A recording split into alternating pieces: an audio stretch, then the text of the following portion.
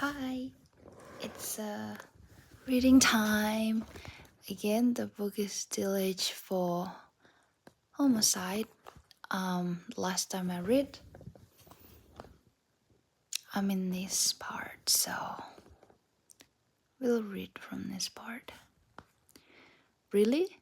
Scanning the parking lot, I could see the cluster of police personnel working in an area where the body probably lay.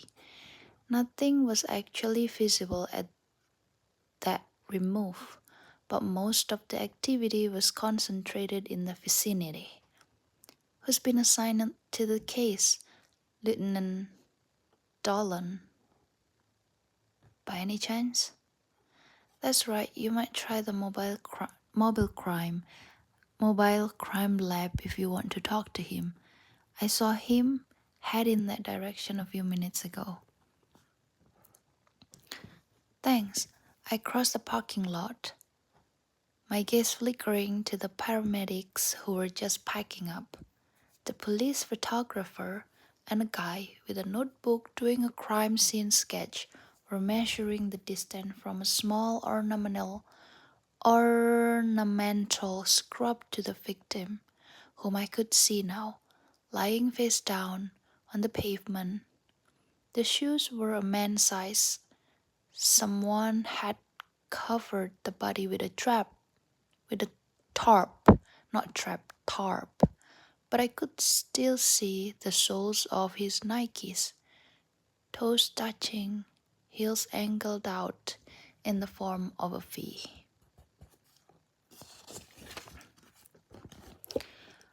Lieutenant Dolan appeared, heading in my direction.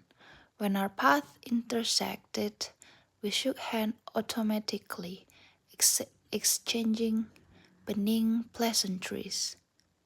Benign pleasantries. With him, there's no point in barging right in with all the obvious question. Dolan would tell me as much or as little as suited him in his own sweet time.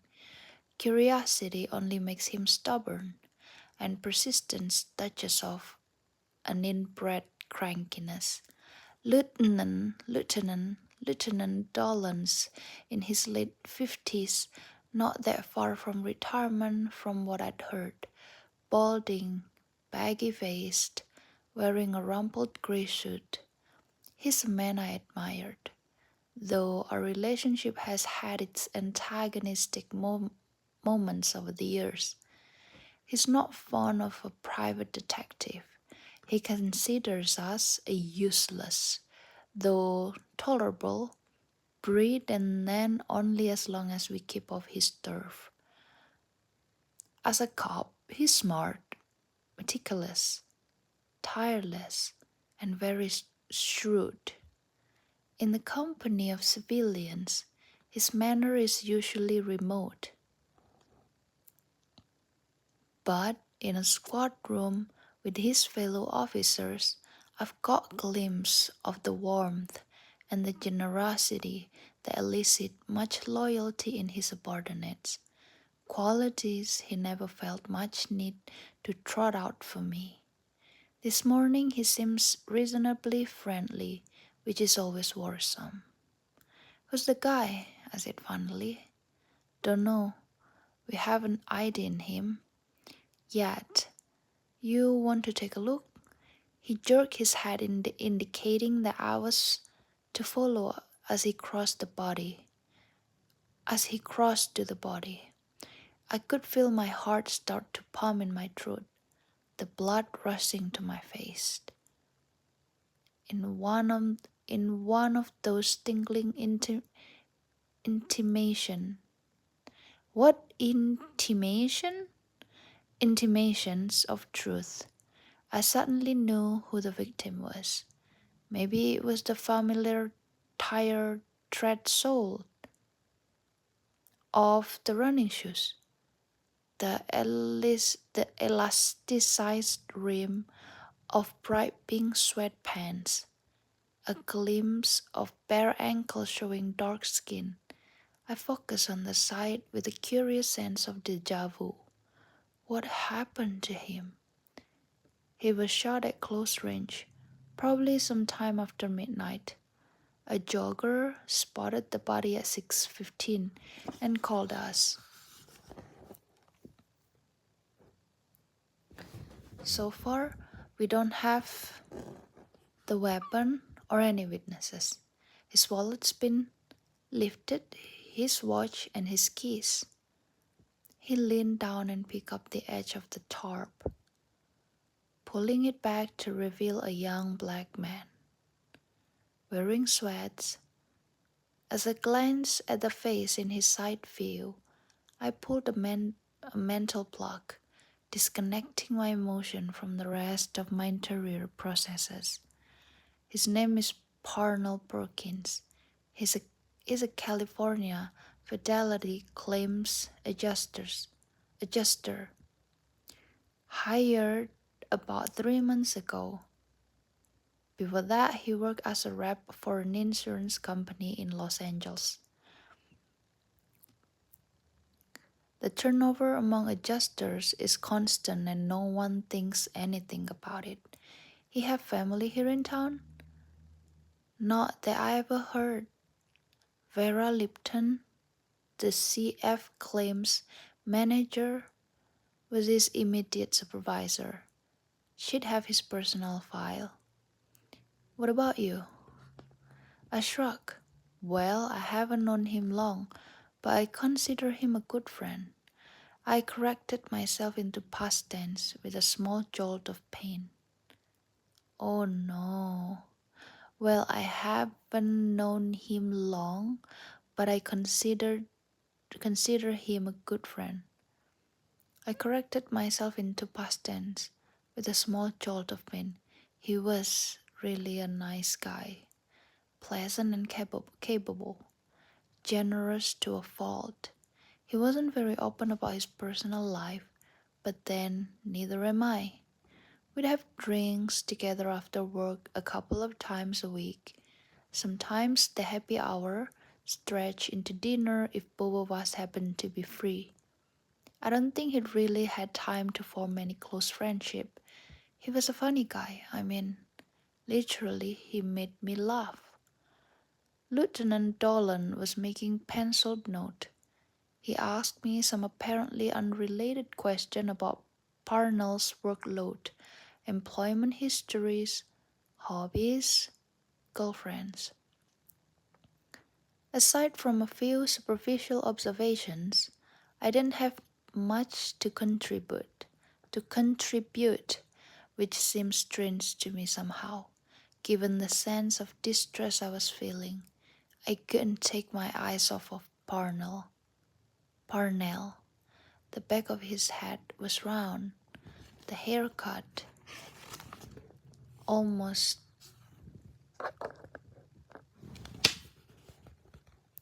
almost to the scalp.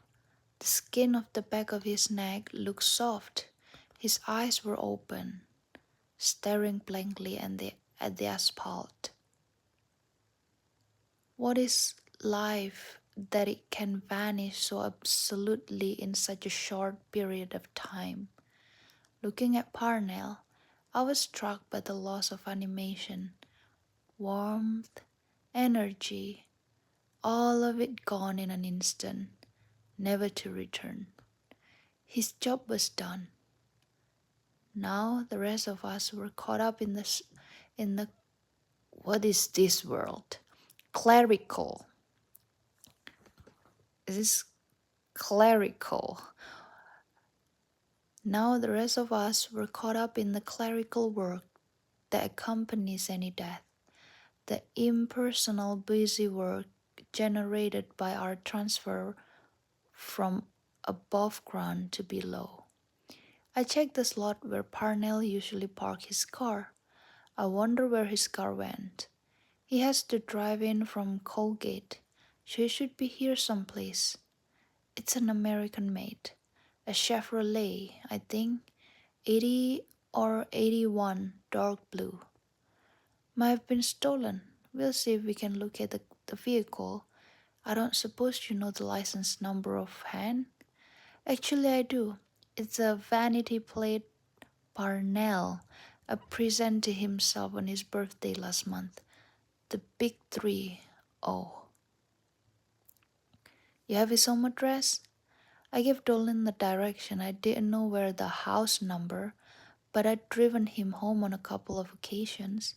Once when his car was being serviced, and once when he got way too tipsy to get behind the wheel. I also gave Dolan Vera's home number, which he jotted beside her name. I've got a key to office if you want to see his desk. Let's do that. For the next week, the killing was all about anybody talked about. There's something profoundly unsettling where murder comes that close to home. Parnell's death was chilling because it seemed so inexplicable. There was nothing about him to suggest that he was marked for homicide. He seemed a perfectly ordinary human being just like the rest of us. As far as anyone could tell, there was nothing in his current circumstances, nothing in his background, nothing in his nature that would invite violence. Since there were never any suspect, we were made uncomfortably aware of our own vulnerability, haunted by the notion that perhaps we knew more than we realized. We discussed the subject endlessly, trying to dispel the cloud of anxiety that boiled up in the wake of his death. I was no better prepared than anyone else. In my line of work, I'm not a stranger to homicide. For the most part, I don't react, but with Parnell's death, because of our friendship, my usual defenses, action, anger, a tendency to gallows humor did little to protect me from the same apprehensiveness that gripped everyone else. While I find myself sometimes unwittingly involved in homicide investigation, it's nothing I set out to do, and usually nothing I'd take on without being paid. Since no one had hired me to look into this one, I kept my distance and minded my own business. This was strictly a police matter, and I figured they had enough on their hands without any help from me. The fact that I'm licensed private investigator give me no more rights or privileges than any average citizens, and no more liberty to intrude. I was unsettled by the lack of media coverage. After the first splash in the papers, all reference to the homicide seems to vanish from sight. None of the television news shows carried any follow-up. I had to assume there were no leads and no new information coming in, but it did seem odd and depressing to say the least. When someone you care about is murdered like that, you want other people to feel the impact. You want to see the community fired up and some kind of action being taken. Without fuel, even the talk among the A B C D E F. Okay. Even the talk among the CF employees began to peter out. Speculation flared and died, leaving melancholy in its place. The cops swept in and packed up everything in his desk. His active caseload was distributed among the other agents. Some relative of his flew out from the East Coast and closed his apartment, disposing of his belongings.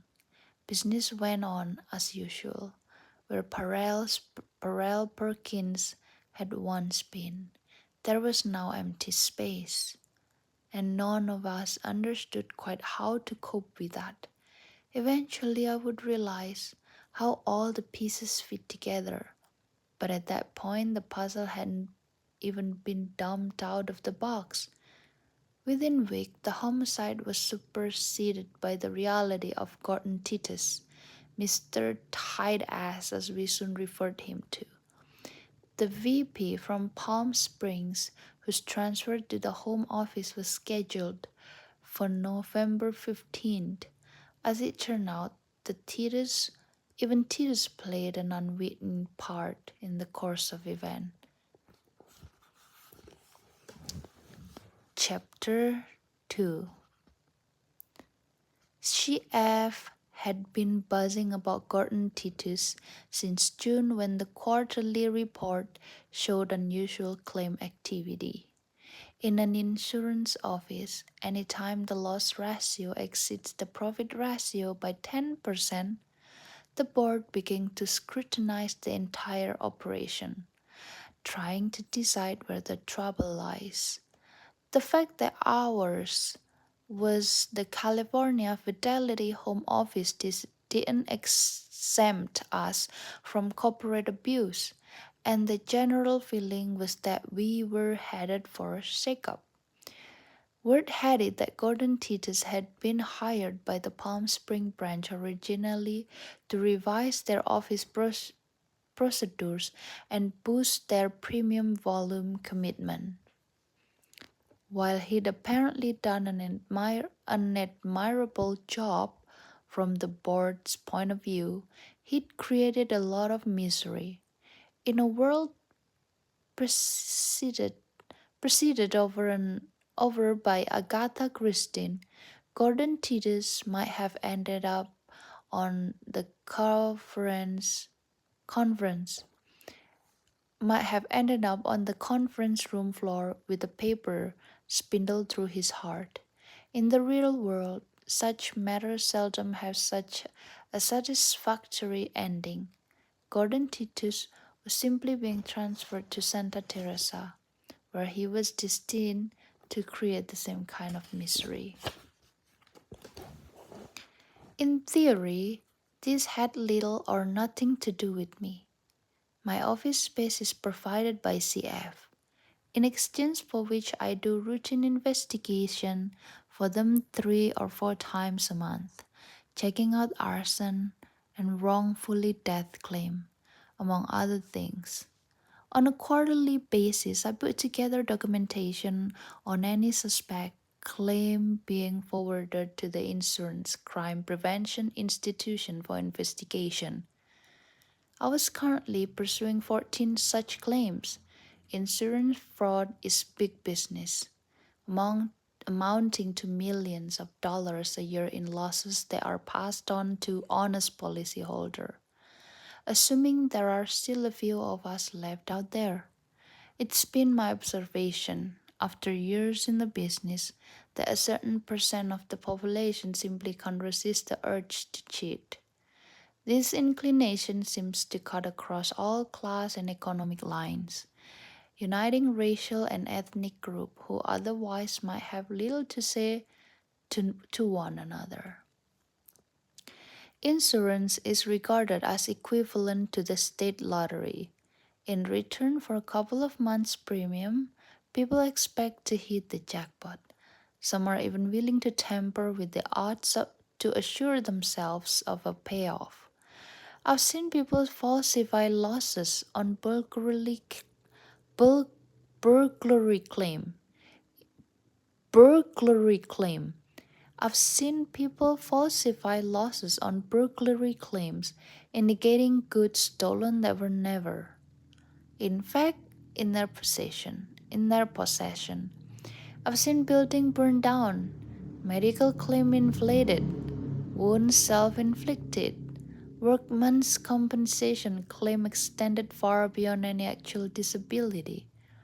I've seen declaration of property damage, lost earning, accident, and personal injuries that occur only in the inflamed imagination of the claimants. Happily, insurance companies have been wishing up fast and have now instituted measures for sniffing out deceit. Part of my job entails laying the foundation to prosecution of this fraudulent claim. With Gordon Titus due to arrive any day, there'd been a sudden flurry of cases thrown in my direction, and I was under pressure to produce quick result. Farah passed along the latest of the questionable claim on a Sunday afternoon in late October. I had stopped by the office to pick up some estimate income tax file that had to go to my account first thing Monday morning. I parked my VW in the back lot as usual, entering the building by way of the rear stairs. I passed the darkened CF's office, let myself into my office, where I checked my answering machine for messages, did a quick sorting of Saturday's mail, and tucked the tax form in the outside pouch of my leather shoulder bag. I noticed, oh, as I passed the CF's office on my way out again, I noticed there were lights on. I paused to peer through the glass door, wondering if a thief was making off with all the office equipment. Farah crossed my line of vision, papers in bag, apparently on her way to the coffee machine. She caught sight of me and waved, veering in my direction. She's 38, single, and the closest thing to a best friend I'm likely to have. The cluster of office keys was sticking in the lock and they jiggle and clang as she opened the door. Hey babe, I was looking for you Friday afternoon, but you've already left. Must be nice knocking off at 2, she said as she let me in. Where did you come from? The place was dark when I passed by a minute ago. She locked the door and continued towards the copier with me trailing along behind. She was talking over her shoulder, her manner relaxed. I just popped by to use the Xerox machine. Don't tell anyone. This is personal business. A list of guests for the reception. She raised the lid on the Xerox machine and placed the paper on the glass, punching in instruction. She pressed the print button and the machine fired up. She was wearing black ties, tight, and knee-high boot with an oversized sweatshirt that hit her just below the crotch. She caught my look. I know it looks like I forgot to put on my pants. I'm on my way, Niles, but I wanted to grab this while I could. What are you up to? You want to join us for a drink? Thanks, but I better not. I have some work to do. Well, you missed the big excitement. The legendary Mr. Tito showed up Friday afternoon with 3 of his own hand-picked lieutenants. 2 reps and a claim adjuster got canned to make room for them. You're kidding? Who? Tony Marsden, Jack Canthis, and Letty Bing. Oh, I just butcher all of the name. Letty? She'll sue. I sincerely hope so. I thought he wasn't due here for another 3 weeks. Surprise, surprise, I'll probably be fired next. Oh, come on, you're doing a great job. Yeah, right. That's why Klim posted 600,000 in losses. That was Andy's Motica's fault, not yours. Oh, who cares? I'm getting married. I can do something else. I never liked the job that much anyway. How's going? How's goes the shopping so far? The shopping? I said blankly. I was still trying to cope with the disaster STF. For the wedding, a dress. Oh, for the wedding. I've got dress. Bullshit, you only own one dress and it's black. You're the maid of honor, not a pallbearer. Farah and her beloved were getting married in 8 days, on Halloween.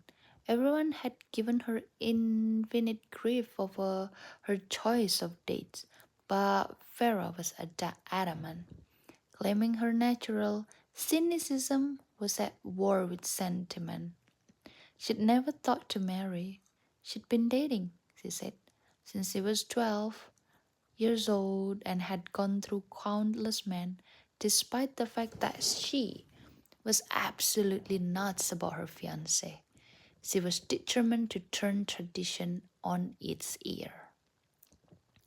I thought a black dress would be perfect for Halloween nuptials. Oh, nuptials. Once the reception was over, we could go trick or treating together and maybe pull the tape. I want the dips on the Hershey's Kisses and Tootsie Rolls. Besides, you've had that damn dress for 5 years, she went on. 6. And last time you wore it, you said it smelled like a swamp. I washed it. Kenzie, you cannot wear a 6-year-old smelly black dress at my wedding. You swore you'd get a new one. I will. She gave me a flat look, filled with skepticism. Where will you go to shop? Not Kmart. I wouldn't go to Kmart. I can't believe you say that. Well, where? I look at her uneasily, trying to come up with an answer that would satisfy. I know the hesitation was just an invitation for her to step in and boss me around, but to tell you the truth, I hadn't the faintest idea what kind of dress to buy. I've never been a maid of honor. I don't have a clue what such maid- maidens wear. Something useless, I'm sure, with big flouncges everywhere. She stepped in. I will help you, she said, as though to a half-wit. You will? That's great. Vera rolled her eyes, but I could tell she was thrilled that I was yielding control. People like to take charge of my personal life. Many seems to feel I don't do things right. Friday after work, she said.